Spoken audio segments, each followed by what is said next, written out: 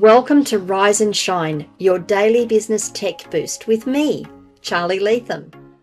If you're a small business owner looking to simplify technology and get real, actionable advice from someone with 35 years of IT experience, you're in the right place. Every episode, I'll dive into tools and systems like email, CRM, marketing and tracking, and I'll break them down into bite-sized tips you can use straight away. Your time is valuable, so let's get straight to the point. It's time to work smarter, not harder. Rise and Shine. It's your dose of business tech inspiration with me, Charlie Latham. Episode number 632, and I'm going to carry on from the last podcast episode I did about spotting scam emails. I guess where I really want to start this one, I don't want to get it into like, here's all the emails you're going to get. I want to show you them as they come through though, so that you can, when they come through, you understand what they're doing, why, how you can look at them. Some of them are really obvious and some of them aren't. This one is actually a little more obvious than not. I got someone to forward it to me. They actually messaged me and said, hey, can you have a look at this? I'm not sure if it's legit. I think it's not, but I just want to make sure. Like that's a good way of doing it. Just get someone else to look at it and say, is this legit or not? It's a great way of doing it. It is November 2025. Well, not quite November. Actually, no, by the time this one goes out, it will be November 2025. I always record them a few days ahead, which means we're a month and a half out from Christmas. Now, in that time, we've just been through Halloween in the US. We have got Thanksgiving in the US and whatever Australia does to support that or to capitalize on that. And then we've got Christmas. We are coming up to what I class as my busy security time. My busy time when it comes down to people seeing increased attacks on their websites, seeing more of this stuff coming through. So I think it's topical that we actually address it now, that we actually talk about it now, rather than, me just letting it go. We are coming up to a busy period. It is this time of year and the holiday times of year when I see things start increasing. Why? I think it's because, there's a couple of reasons, I think. One is we start to see the younger generation go on holidays. They're no longer at school. They're not studying. They've got a bit of time on their hands, and I call them script kiddies. They're the ones that go, oh, can we do this? Let's see if we can do this. And oh, look, we can do this. It is malicious. Whether they mean it to be or not, it is malicious. But it is more a case of, can we do this? Is this something we can do? And they're just strung out things. They should be thinking about the fact that it's illegal and that it's bad and all of those things. But a lot of the time it really is just, oh, we did this thing. And look, we've got another feather in our cap. It's bad. It's bad. But those ones you can kind of, we clean it up and we kick them off, and they go find someone else to go and bother. Then you've got the ones that are legit, and I think what they try to do is they look at all the traffic coming in, they look at the increased stress on businesses, the increased lack of focus businesses have on systems around this time of year, because we're busy, we're trying to deliver work, we're trying to make sales.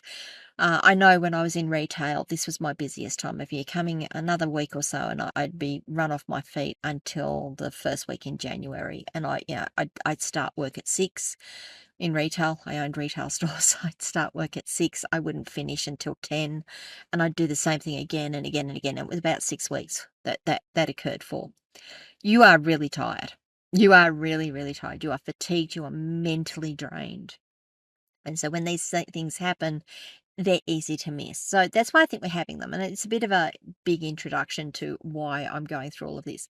If I can make this easy for you, if I can give you things to look at when these emails come in and say, this is something that I need to just drop into a folder and look at later, or look at in a couple of minutes, or send it through to my tech team, my tech support team, to people like me. This is what I do for businesses all the time now, is I'm there, I'm in your corner. You've got a question like this, you just flick it through to me and say, is this legit? Is this something I need to worry about?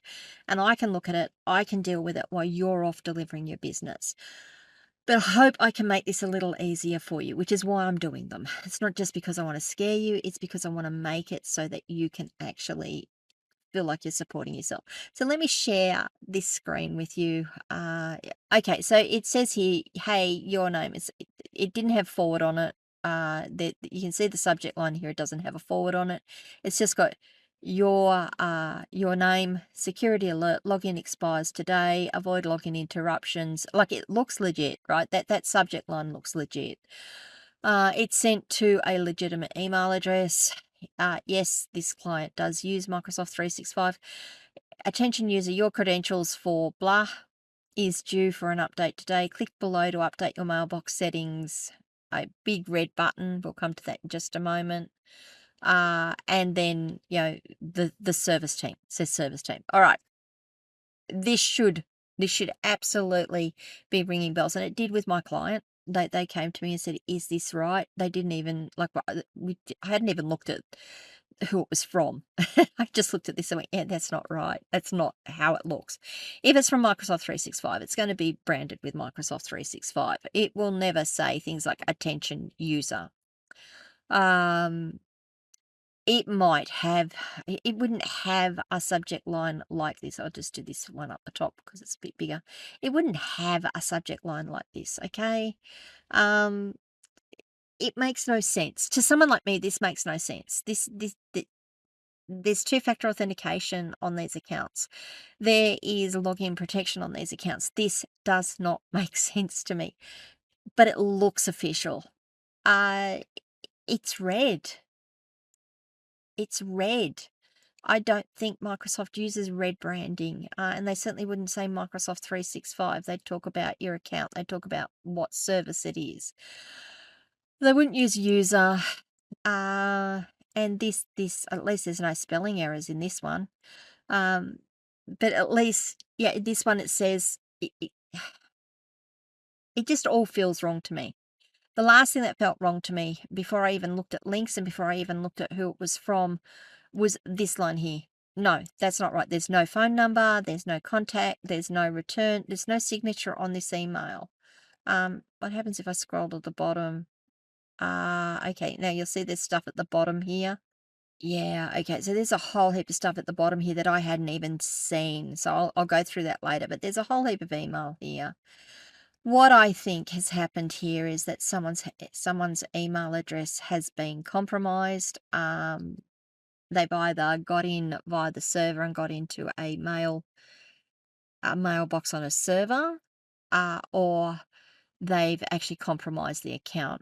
Okay, so what else do we need to look at here? Well, first of all, the from address, admin service team. Yeah, that's not right.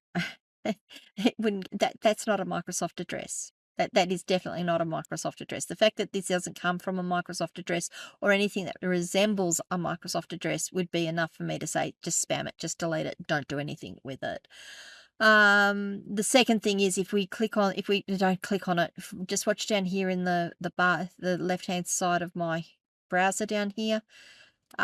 You'll see it's got a different address on it. It's a google.com.np. I don't even know where NP is. Oh yeah, and that's going to what appears to be a WordPress site. I can just tell just by looking at what's in that link down there. That looks like it's going to a WordPress site. I would assume that this is a compromised WordPress site just by looking at what we're seeing here. They've put a script up in the guts of the code for WordPress, and they're just using it to scam people. Again, what will this be? Let me come back and have a chat to you. Again, what would this be? This is likely a phishing scam. I'm not going to click on the link. I don't want to know. I just don't want to know. I don't want to have something accidentally download to my computer, no matter how good my security is. I am not going to click on it. because your security is never 100%. And my threat and risk assessment says if I don't need to click on it, then don't do it. So that's my threat and risk assessment on that one. It's probably a phishing site. Again, the idea will be they send you to a site that looks like your Microsoft login screen. You enter your username and password. It might even ask you to enter some like your security questions, and it's all saved off, and you're compromised. You're compromised straight away. Alrighty, so there's just another one. I've banged on a little bit today. You are going to be seeing a lot more of these coming through in the next few weeks. We're leading up to Christmas. It's just always the way. You're going to see spam attacks on your site. You're going to see spam attacks. I call them attacks. They're people who just keep sending spam messages. I don't know why. I've got a few ideas, but nothing really makes sense on that one. But you'll see your forms being spammed. You'll see your comments on your blog being spammed. You'll see these types of messages coming through. You are going to see an uptick in them. We always see them coming through, but you're going to see an uptick in them coming through for the next couple of weeks. It's that time of year. It's the most wonderful time of year. Now, if you guys have any questions, if you need help, if you just need someone in your corner who can help you with this sort of stuff, that's what I do. That's what my team and I do for you.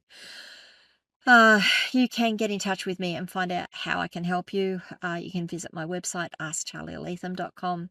You can come and discuss this if I've asked more questions than I've answered in this video. If you've got questions on anything I've said, come across to my community, askcharlielatham.locals.com. Join the conversation there. You get access to me. I will be active and interactive in that forum. You can always leave comments on the videos wherever you're watching or listening to them. I will get to them eventually. If this video has been useful to you, if it's been helpful and hopefully hasn't scared you too much, please give it a like. Consider giving it a like and maybe sharing it with a friend who would benefit from it as well. If you haven't done so already, please do subscribe to the channel and ring the notification bell so you find out when I drop more content. And guys, I'll see you the day after tomorrow. Bye. Hey there, thanks so much for tuning in to Rise and Shine, your daily business tech boost. I hope today's episode gave you some actionable insights that will make your business tech work smarter for you. If you found value, be sure to subscribe, leave a review, and share it with other small business owners who could use a daily boost. For more tips, tools, and resources, visit www.askcharlielatham.com. Until next time, keep rising, keep shining, and let's make tech simple together.